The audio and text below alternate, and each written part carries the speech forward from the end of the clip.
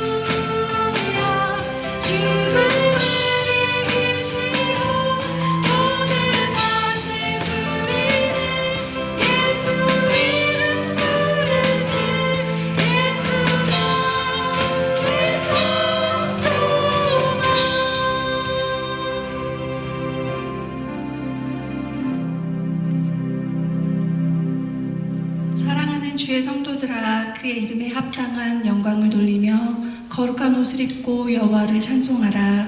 그의 거룩함을 기억하며 감사하라. 하나님은 영이시니 예배하는 자가 영과 진리로 예배할지니라.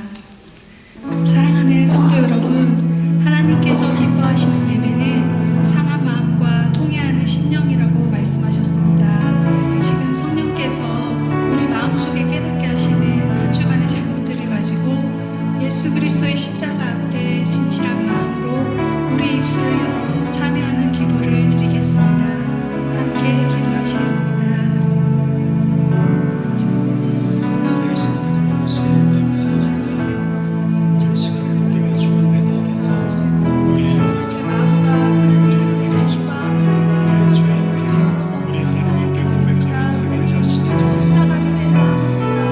예수 그리스도의 그 십자가의 은혜로 우리를 붙들어 주시고 우리를 연약하게 하고 우리를 죄악을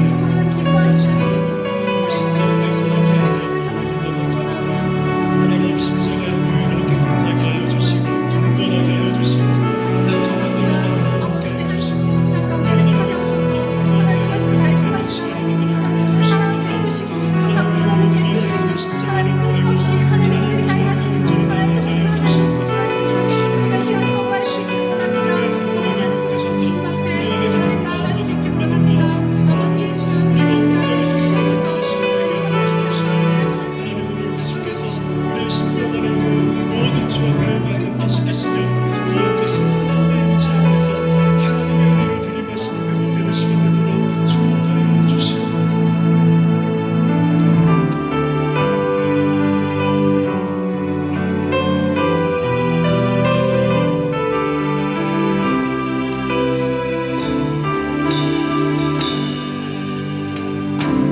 다시 일어나 주를 예배하니 내 모든 기쁨이 되리. 그의 기쁨대로 삶의 모든 순간을 주께 알려드리. 다시 일어나 주를 예배하니 내 모든 기쁨이 되리. 그의 기쁨대로 삶의 모든 순간을 주께 알려드리. 다시 일어나 다시 일어나 주를 예배하니 내 모든 기쁨이 되리. 그의 기쁨대로 삶의 모든 순간을 주께 알려드리.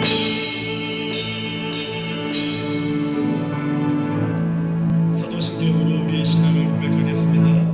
전능하사 천지를 만드신 하나님 아버지를 내가 믿사오며 그 외아들 우리 주 예수 그리스도를 믿사오니 이는 성령으로 잉태하사 동정녀 마리아에게 나시고 본디오 빌라도에게 고난을 받으사 십자가에 못 박혀 죽으시고 장사한 지 사흘 만에 죽은 자 가운데서 다시 살아나시며 하늘에 오르사 전능하신 하나님 우편에 앉아 계시다가 저리로서 산자와 죽은 자를 심판하러 오시리라.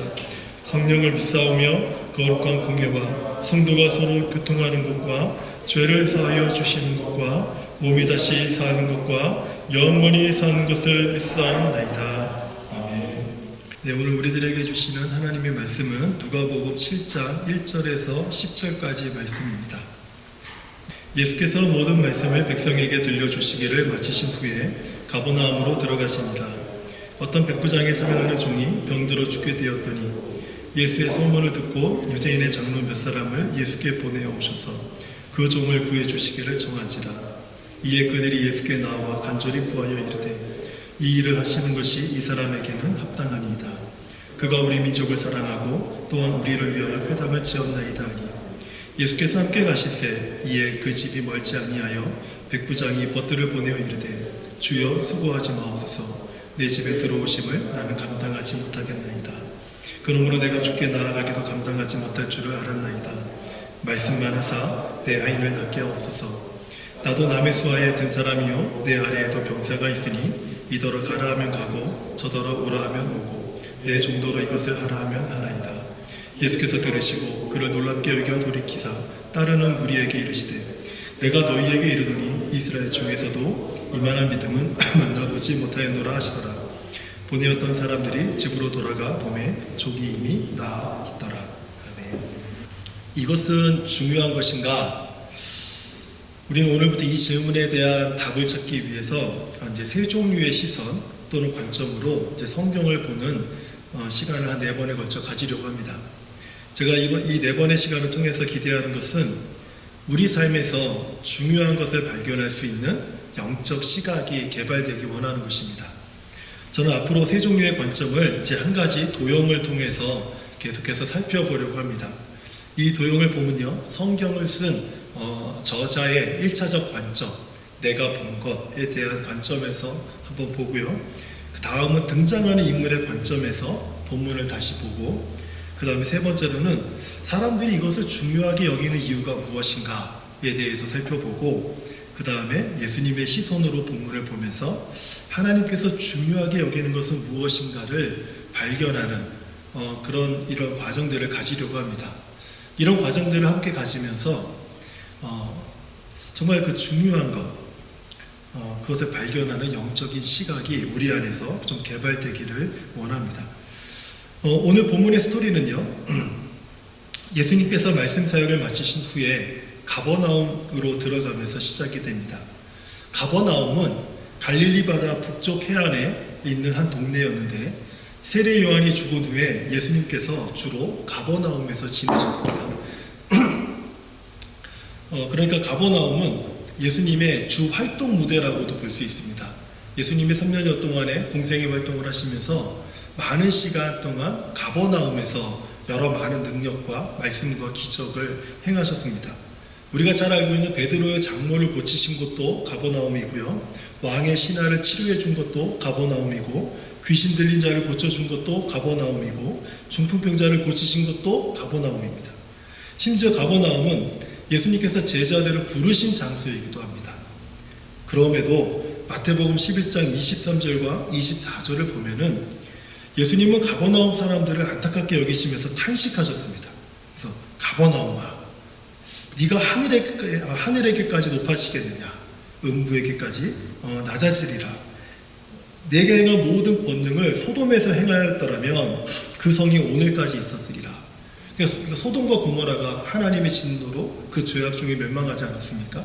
그런데 예수님께서 행하신 모든 권능과 기적을 거기서 행했더라면 소돔과 고모라가 여전히 존재했을 것이라는 거예요. 그 정도로 가버나움 사람들이 예수님을 배척하고 예수님의 말씀을 믿지 못하고 그를 경계하고 그리고 가까이 하지 않았다는 뜻이죠. 이렇게 가버나움 사람들은요, 예수님께서 행하신 능력과 기적을 보았으면서도 예수님을 믿지 않았습니다. 배척했고 그리고 예수님을 거부했던 그런 동네로 굉장히 잘 알려진 그런 동네이죠.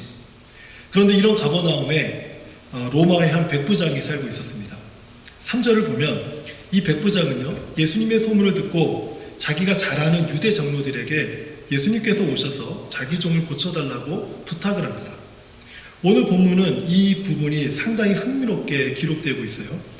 왜냐하면 당시 유대인들은요, 사마리아 사람들, 이 사마리아 사람들을 사마리아 사람과 이방인들을 부정한 사람들로 생각을 했습니다.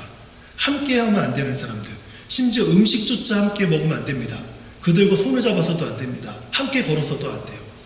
이렇게 부정한 사람으로 여기고 있었던 사람들이 사마리아 사람들과 이방 사람들이었습니다. 그러니까 상종을 하지 않았어요. 저기서 이방인이 오면 피해갔습니다. 그 정도로 상종을 하지 않았던 사람들인데, 로마 사람들은 더군다나 유대인들이 적대시하는 대표적인 사람들이죠. 왜냐하면 유대 이스라엘 땅을 군대 힘을 동원해서 강제로 탄압하고 있었기 때문에, 그리고 막대한 세금을 걷어가고 있었기 때문에 유대인들이 이방인이면서도 아주 적대시하고 있는 사람들이 로마 사람들입니다. 그리고 가버나움 사람들은 예수님에 대해서 앞서 말씀드린 것처럼 의심하고 배척하는 모습으로 일관했던 사람들이죠. 그런데도 유대의 장로들이 로마의 백부장을 위해서 자신들이 배척하는 예수님에게 부탁하러 와요. 좀 이상하죠? 그래서 이게 참 흥미롭다는 거예요. 유대 장로들이면 더 보수적인 사람들이에요. 이방인들과 형종하지 않는 사람들이죠. 더더욱.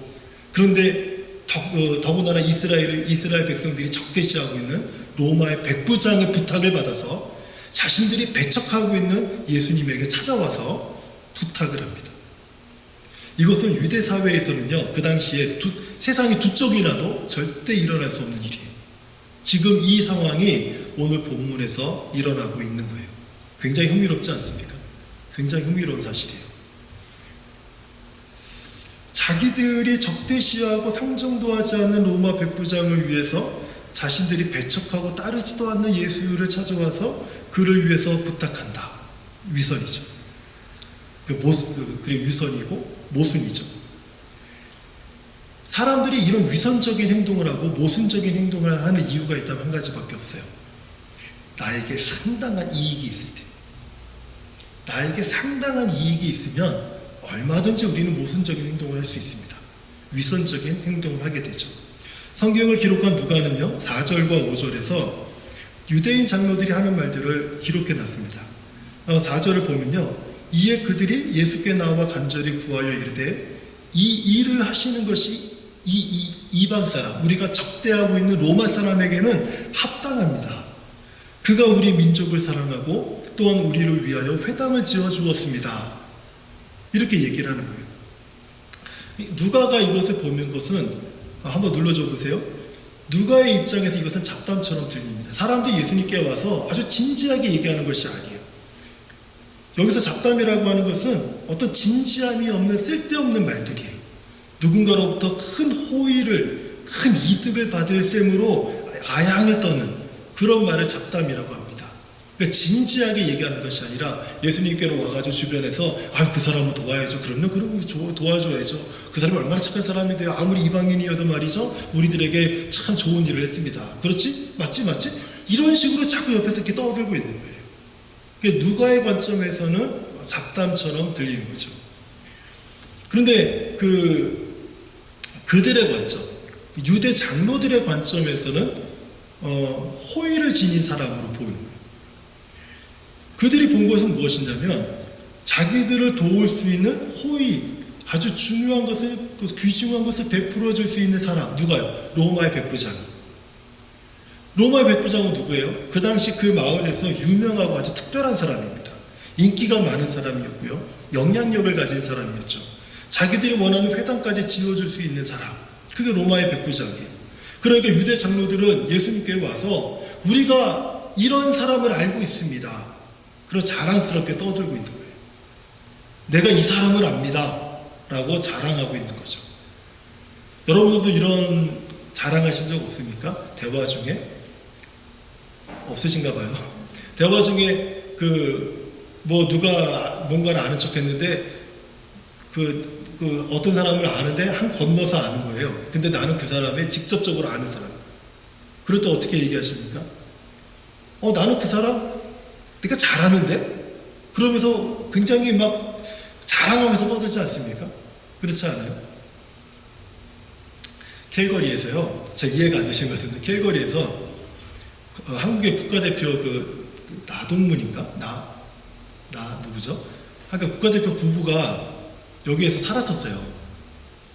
그러니까 배드민턴 치는 사람들은 그 이야기를 자주 해요. 외국 사람들이 저에게.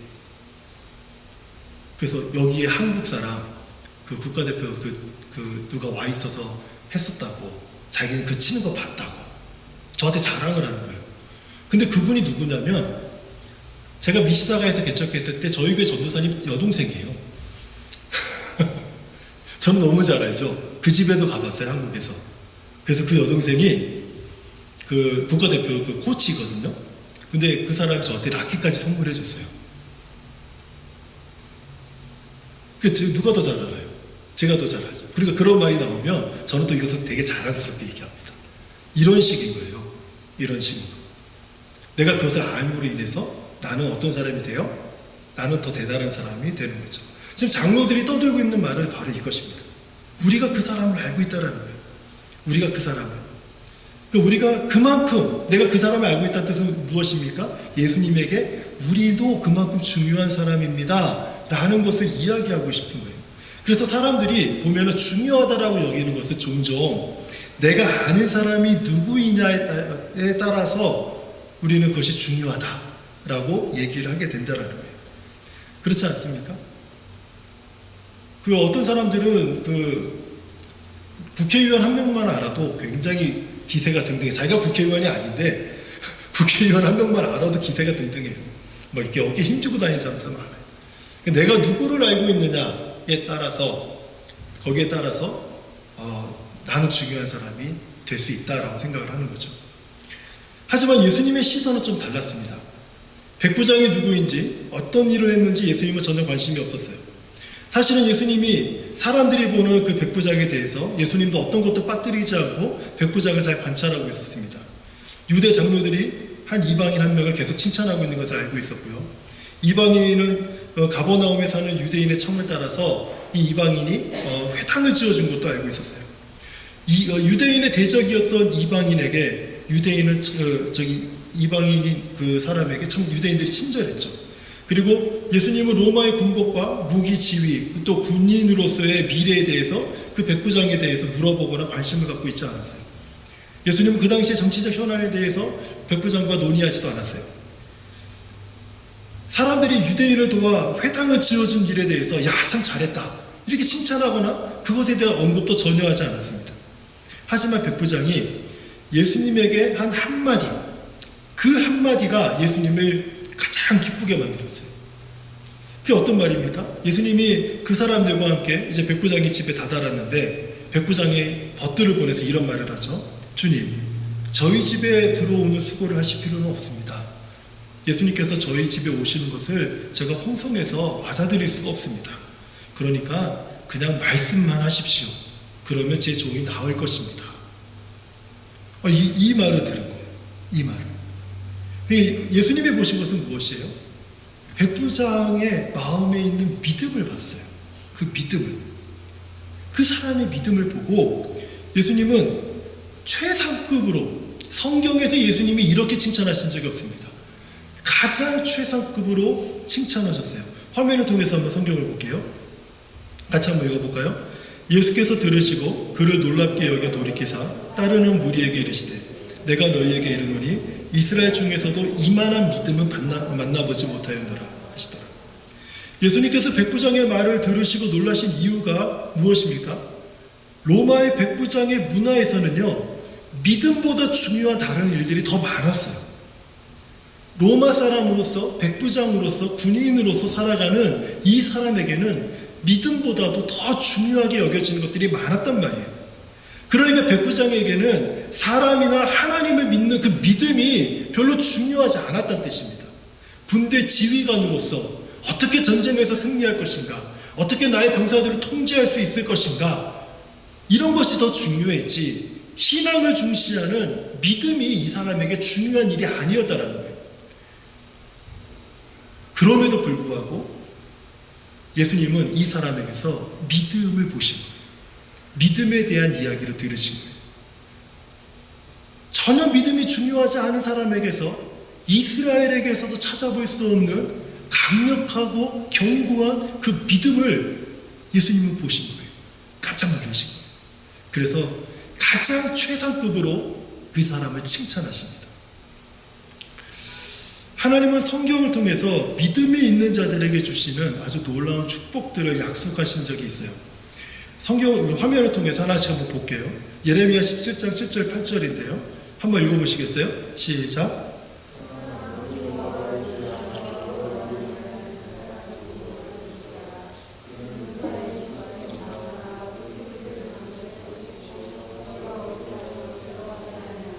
그 잎이 청청하며 가무는 해에도 걱정이 없고 결실이 그치지 아니함 같으리라. 믿음이 있는 사람은 생명력이 풍성한 복을 받습니다. 믿음이 있는 사람은요, 그 사람의 삶에서 생명력이 느껴져요. 부럽지 않습니까? 우리 지금 20대를 살아가는 청년들이나 젊은 사람들은 이게 무슨 말인지 몰라요. 근데 이제 40 중반 50이 넘어간 사람들은요, 이게 무슨 말인지 알아요. 내 몸에서 생명력이 뿜어지고 있다. 나이가 50이 돼도 60이 돼도 대단한 것이죠. 어떤 사람들이 이러한 생명력을 가지고 살아갑니까? 믿음이 있는 사람들. 믿음이 있는 사람들. 누가 죽어가고 있는 사람을 가까이 하고 싶겠어요? 많은 사람들은 생명력이 뿜어지는 사람을 가까이 하고 싶어요. 근데 믿음이 있는 사람들에게 하나님이 이 약속을 하신 거예요. 잠언 3장 5절 6절입니다. 읽어볼게요. 너는 마음을 다하여 여호와를 신뢰하고 내 명철을 의지하지 말라. 너는 범사의 그를 인정하라. 그리하면 내 길을 지도하시리라. 믿음이 있는 사람은 인생의 방향을 지도받습니다. 여러분은 앞으로 나의 진로를 어떻게 정하길 원하십니까? 나의 진로가 어떤 방향으로 가길 원하십니까? 그 진로를 찾지 못해서 막 막막해하거나 답답해하신 적은 없습니까? 그러나 믿음이 있는 사람들은요, 하나님으로부터 내 인생의 방향의 진로를 지도받습니다. 어디로 가야 될지, 무엇을 해야 될지, 왜 이것을 해야 되는지 그 이유들을 찾게 되는 거예요. 그리고 서슴없이 그 일을 향해서 한 걸음 한 걸음 나아가기 시작하는 것이죠. 요한일서 5장 4절입니다. 시작. 무릇 하나님께로부터 난 자마다 세상을 이기느니라. 세상을 이기는 승리는 이것이니 우리의 믿음이니라. 믿음에 있는 사람은 세상에서 승리합니다. 우리가 믿음을 따르면 세상에서 조롱받고 멸시받고 손해보고 그리고 사람들에게 답답하다고 도저히 내가 너를 이해할 수 없다고 그리고 왜 이렇게 너는 답답하게 그렇게 인생을 살아가느냐고 그런 소리를 들을 때가 참 많이 있어요. 그런데 참 믿음을 가진 사람들은 그런 사람들 앞에서 굴복당하거나 부끄럽지 않아요. 오히려 그 사람들이 나중에 너의 그 믿음의 소망은 도대체 무엇이냐? 그것을 되묻게 되죠. 믿음을 가진 사람들은 이 세상에서 살아가는 가치를 따르지 않기 때문에 세상을 이길 수가 있습니다. 세상을 이길 수가 있어요. 반대로 믿음이 없는 자들의 행보는 어떠합니까? 이사야서 31장 1절입니다. 우리 한 구절만 볼게요. 함께 읽겠습니다. 도움을 구하러 애굽으로 내려가는 자들은 화 있을진저 그들은 말을 의지하며 병거의 많음과 마병의 심히 강함을 의지하고 이스라엘의 거룩하신 이를 앙모하지 아니하며 여호와를 구하지 아니하나. 믿음이 없는 사람은 하나님이 아닌 도움을 줄 사람들을 찾아다닙니다. 이것이 믿음이 있는가 믿음이 없는가를 구별하는 아주 좋은 방법인 것이죠. 나는 사람을 먼저 찾고 있는가? 내게 도움을 줄 사람들을 먼저 찾아다니고 있는가? 그렇다면 나는 믿음이 있다라고 말하기 어려워요. 내게 긴급한 일이 생겼을 때 우리는 하나님께 이 일에 대해서 구하고 찾고 하나님을 향해서 두드리고 있는가? 그 사람이 믿음이 있는 사람이에요. 어떤 사람보다도 하나님을 먼저 찾는 사람들, 하나님께 지혜를 구하는 사람들, 하나님께 길을 구하는 사람들, 하나님께 답을 찾는 사람들, 하나님께 의탁하는 사람들, 그 사람들이 바로 믿음이 있는 사람들이죠. 그렇기 때문에 믿음은 하나님 보시기에 매우 중요한 것입니다. 매우 중요한 것입니다. 이것을 잘 설명해주는 인물이 있다면 아브라함을 들 수 있습니다. 하나님은 아브라함에게 5가지 약속을 주셨죠. 하나님은 갈대아 우르라고 하는 그 메소포타미아 문명 지역에 있는 아브라함을 부르십니다. 네 고향 본토 친척 아비 집을 떠나라. 여러분 떠날 수 있겠습니까? 떠날 수 있겠습니까? 모든 기반이 있는 그곳에 떠나서 알지도 모르는, 내가 듣도 보도 못한 땅, 그리고 어디에 있는지도 모르는 땅을 향해서 가라고 하는 이 하나님의 부르심에 떠날 수 있겠습니까? 근데 아브라함이 떠났어요. 떠나고 나서 아브라함은 5가지 약속을 받아요. 내가 너로 큰 민족을 이루겠다. 너를 축복하는 자에게 내가 복을 내리겠다. 너를 저주하는 자를 내가 저주하겠다. 내가 네 자손을 하늘의 별과 같이 번성케 하겠다. 내가 적과 꿀이 흐르는 땅을 내 자손에게 주겠다. 그런데 아브라함은 이 5가지 약속 중에서 실질적으로 자기가 맛보고 체험한 이 하나님의 약속의 성취는 하나, 둘 정도밖에 되지 않아요. 하나님이 자기에게 복을 준 건 맞는 것 같아요. 자기를 저주하는 사람들에게 하나님이 친히 나의 대적을 물리치신 것 같기는 해요. 그런데 나머지 3개, 하나님이 나를 통해 큰 민족을 이루겠다고 하셨는데 민족은커녕 아들이 없어요. 자녀가 한 사람도 없습니다. 내 자손을 하늘의 별것같이 번성하게 해주신다고 했는데 내 이스라엘은 자녀가 없는 거예요. 그런데 어떻게 자손들이 번성합니까? 그 적과 꿀이 흐르는 땅을 네 자손에게 주겠다. 자손이 없는데 무슨 땅을 줍니까? 아브라함의 평생에서는 이 약속을 경험하지 못했습니다. 그런데 아브라함은 이 하나님의 모든 약속을 믿었습니다. 로마서 4장 20절과 22절은 이런 아브라함에 대해서 이런 평가를 내렸어요. 한번 같이 한번 읽어볼게요. 믿음이 없어 하나님의 약속을 의심하지 않고 믿음으로 견고하여져서 하나님께 영광을 돌리며 약속하신 그것을 또한 능히 이루실 줄을 확신하였으니 그러므로 그것이 그에게 의로 여겨졌느니라. 믿음에 견고하여서 하나님을 믿는 믿음을 하나님은 뭐라고 그래요? 그것을 의롭다 라고 얘기합니다. 하나님은 우리의 어떤 선한 행동과 도덕적, 윤리적으로 완성된 어떤 말과 행동을 의롭다라고 말씀하지 않으시고 하나님이 말씀하신 것을 믿는 자들, 그 자들을 의롭다라고 하나님이 말씀하신다라는 거예요. 믿음은 그 사람의 인생과 생명과 영혼이 모든 죄악과 사건과 사고와 위험에서부터 구원받을 의로움의 증거가 됩니다. 그러니까 믿음이 하나님에게 있어서는 굉장히 중요한 거예요. 이런 중요한 믿음을 하나님이 보실 때 정말 네가 가지고 있는 믿음이 참 믿음이냐 거짓 믿음이냐 궁금하지 않겠습니까? 그래서 하나님은 종종 그 믿음이, 이 중요한 믿음이, 우리 안에 있는 이 믿음이 얼마나 순수한지 확인하기 위해서 성도들의 믿음을 시험하십니다. 성도들의 믿음을 시험하세요. 대부분 믿음의 시험은요, 시련을 통해서, 고난을 통해서 우리에게 다가옵니다. 그러므로 성도가 삶에서 겪는 시련은 믿음을 확인하고 나아가서 믿음을 견고하게 하는 연단의 과정일 때가 많아요. 그래서 이것을 믿음의 테스트라고 하죠. 믿음의 테스트라고 합니다. 하나님은 우리의 믿음을 테스트하세요. 그리고 그 테스트에 합격하면 그 믿음이 성장하고 성숙해지고 견고해지는 것을 보게 돼요. 우리 성도님들의 삶 속에서 믿음이 있다면 하나님은 그 믿음을 반드시 시험하셨을 것입니다. 하나님이 제게도 제 믿음을 시험하셨습니다. 네가 이 상황 속에서도 나를 믿을 수 있니? 네가 이 어려운 고난과 그리고 죽을 것 같은 이 힘든 상황 속에서 네가 원망하지 않고 불평하지 않고 나를 믿고 나를 따를 수 있니? 근데 그 기간이 결코 짧지 않았다라는 거예요. 3년이 지나고 5년이 지난 동안 하나님은 계속해서 테스트합니다. 그래도 너는 나를 믿을 수 있니? 그래도 너는 나를 신뢰할 수 있니? 예스. 나의 도움은 오직 하나님밖에 없습니다. 저는 얼마 전에 한 4, 5년이 되는 긴 시간 동안에 이 믿음의 테스트를 지난 것 같아요. 우리 성도님들의 삶 속에서도 이런 믿음의 테스트가 분명히 있을 거예요. 원망이 가득해질 수 있고 불평할 수 있고 욕이 나올 때도 있고 그리고 믿음을 배반하게 할 수 있는 충분한 이유와 상황이 내 앞에 놓여 있을 때도 있습니다. 그럴 때 자꾸 묻는 거예요.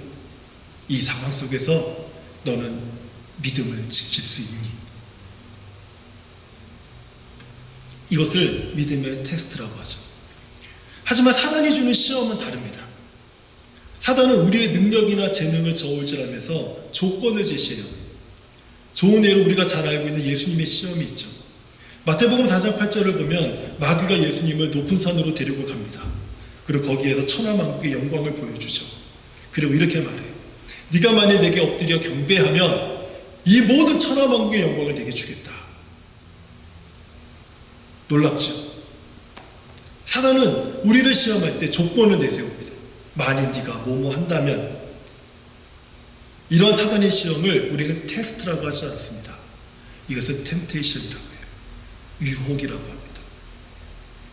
믿음의 테스트는 우리의 믿음을 견고하게 하는 연단의 시간을 갖게 하지만 사단이 주는 시험의 목적은 우리를 흔들어 넘어지게 하는 유혹이라는 것을 잊지 말아야 돼요. 근데 많은 사람들은 이런 유혹에 넘어지면서 하나님이 나를 시험하셨다라고 생각하면서 오히려 하나님을 원망하고 불평하는 모습을 갖는 것을 보게 돼요. 왜 그럴까요? 내가 하나님의 믿음의 테스트를 받은 것이 아니라 사단의 유혹에 넘어졌다는 증거입니다. 하나님은 나의 믿음을 테스트하는 것이 아니라 사단의 유혹에 넘어진 나를 하나님 긍휼히 여기기를 원하시는 거죠. 그런데 우리는 자꾸 그것이 하나님이 나를 테스트한 거라고 착각하고 하나님을 원망합니다. 그것이 사단이 우리를 넘어지게 한 목적이고 그리고 사단이 기뻐하는 이유예요. 사단의 시험과 하나님의 시험을 우리는 구분할 줄 알아야 돼요. 하나님의 시험을 받은 믿음의 시험을 받은 사람들은 아브라함의 고백처럼 믿음이 없어 하나님을 의심하지 않고 믿음에 견고하여져서 하나님께 영광을 돌리며 약속하신 그것을 또한 능히 이루실 줄 확신하였으니 이것이 바로 믿음의 테스트를 받는 사람들의 고백인 것이죠. 그러나 마귀의 시험을 받는 자들은 그 시험의 결과로 인해서 걸려 넘어지게 되면 자꾸 원망이 나옵니다. 불평이 나옵니다. 화가 나요. 짜증이 나요. 왜 내게 이런 일이 일어났지? 왜 내게만 이런 것이 됐다? 왜 나한테만 이런 일이 일어난 거야? 하면서 원망하고 불평하고 자꾸 공격할 대상을 찾습니다. 이것은 우리가 테스트를 받는 것이 아니라 사단의 유혹에 넘어졌음을 알려주는 모습이라는 거예요. 증거라는 거예요. 하나님은 믿음을 가장 중요하게 여기십니다. 그래서 하나님은 지금도 믿음의 사람을 찾고 계십니다. 우리가 하나님을 기쁘시게 하기 원한다면 그것은 하나님을 온전히 믿는 것입니다. 온전히 믿는 것이. 근데 저의 자신을 뒤돌아봐도 하나님을 온전히 믿는다. 그게 가능한가? 아무리 믿는다 고백해도 내가 믿습니다, 믿습니다, 믿습니다 100번, 1000번 외쳐도 안 믿어지는데 어떻게 하라는 거예요? 그런데 제 삶을 뒤돌아보니까 제가 하나님을 믿게 되는 과정이 있더라고요. 그 과정은 무엇이냐면 오늘 우리 아이들에게도 말씀을 전했는데 내 삶에서 하나님이 경험되니까 믿어지더라고요. 내 삶에서 하나님이 경험되니까 그때 믿어지더라고요. 오늘 아이들에게 이런 말을 했어요. 믿음은 예수님을 경험하게 만들지만 의심은 우리의 믿음을 가라앉게 만든다.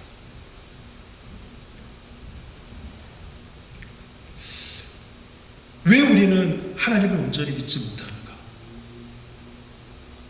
온갖 의심할 수 있는 많은 것들이 내 주변에 너무 많아서 그것에 기웃거리느라고 기웃거리는 시간만큼 의심의 크기는 커지고 그 의심이 커지는 만큼 주를 바라보는 믿음을 가라앉게 되는 거죠.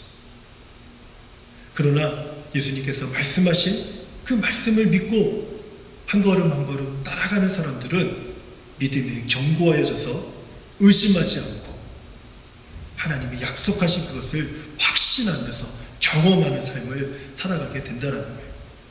그러므로 우리가 믿음의 삶을 살 때 우리 삶에서 믿음을 행사할 때 그 믿음이 우리를 중요하게 만든다라는 사실을 기억해야 돼요. 하나님께서 중요하게 여기시는 믿음, 그 믿음을 나의 삶에서 내가 행사하면서 살아갈 때 그때 누가 중요해집니까? 믿음을 가진 내가 중요한 사람이 될 수 있다라는 거예요. 이번 한 주간도요, 우리 삶에서 믿음을 행사함으로써 하나님 앞에서 중요한 인생을 사는 저와 우리 성도님들 되시기를 주님의 이름으로 축원드립니다. 하나님 감사합니다.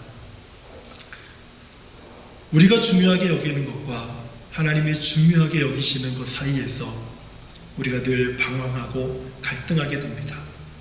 또 하나님, 우리가 이곳저곳을 기웃거리면서 세상을 향할지 하나님께로 가까이 갈지를 고민하게 됩니다.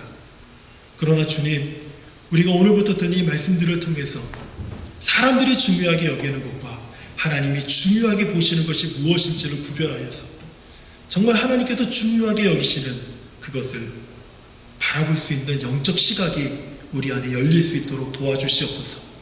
그래서 하나님이 찾으시는 믿음의 사람으로서 믿음을 행사하면서 중요한 인생을 이번 한 주간도 살아가는 우리 모든 성도들이 되도록 축복하여 주시옵소서. 예수님의 이름으로 기도합니다. 아멘. 우리 말씀을 기억하면서 주님 마음 되게 해주셔서 우리 찬양하겠습니다.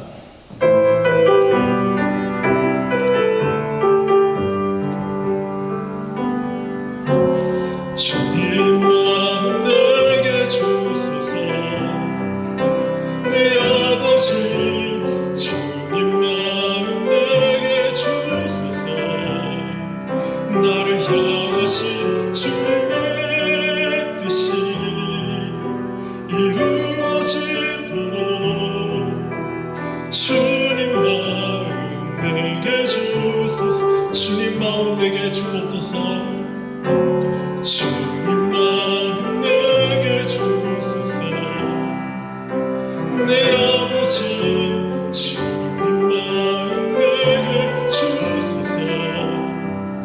나를 향하신 주님의 뜻이 이루어지도록 주님 마음 내게 주소서.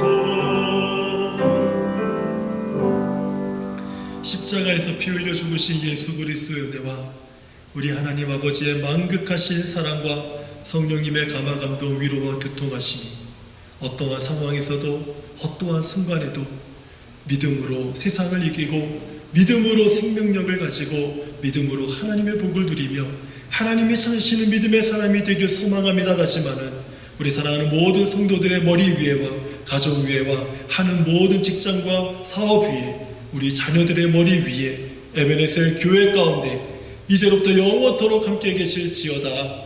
아멘.